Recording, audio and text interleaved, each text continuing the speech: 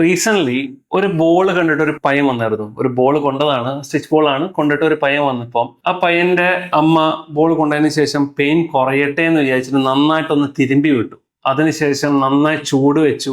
ഒരു ദിവസം അത് ചെയ്തോളൂ. അതിനുശേഷം നന്നായിട്ട് സ്വെല്ലിങ്ങും കൂടി, പെയിനും കൂടി. ഈ ബോൾ കൊണ്ട സമയത്ത് മിക്കവാറും ഉണ്ടായിട്ടുണ്ടാവാം ചെറിയൊരു മൈക്രോ ഫ്രാക്ചറോ ചെറിയൊരു ഹെയർ ലൈൻ ഫ്രാക്ചറോ ഉണ്ടായിട്ടുണ്ടാവുള്ളൂ. പക്ഷെ ആ തിരുമ്പി കഴിഞ്ഞപ്പോൾ നല്ലൊരു ഫ്രാക്ചറായി മാറി. അതിനുശേഷം സ്വെല്ലിംഗ് ഒന്ന് കൂടാൻ തുടങ്ങി. ആ സ്വെല്ലിങ്ങിന്റെ മുകളിൽ ഐസിന് പകരം ഹീറ്റ് വെച്ചപ്പോൾ അത് കലയ്ക്കാനും തുടങ്ങി. നല്ല രീതിയിൽ ബ്ലഡ് സർക്കുലേഷൻ അങ്ങോട്ട് പമ്പ് ചെയ്തപ്പോൾ സ്വെല്ലിങ്ങിന്റെ എമൗണ്ട് കൂടാനും തുടങ്ങി. നല്ലതിന് വേണ്ടി ചെയ്തതായിരുന്നു, മോനല്ലേ, അത് ഒന്ന് പെട്ടെന്ന് തന്നെ കുറഞ്ഞോട്ടെ എന്ന് വിചാരിച്ചിട്ട്. പക്ഷെ അത് ദോഷമായി. അപ്പം എല്ലാ ഇഞ്ചുറിക്കും മസാജോ അല്ലെങ്കിൽ ചൂട് വെക്കലോ കംപ്ലീറ്റ് സൊല്യൂഷൻ ആവണില്ല. ചില ഇഞ്ചുറീസിന് ഡെഫിനറ്റ്ലി അത് എഫക്റ്റീവ് ആണ്, ചിലതിന് അല്ല.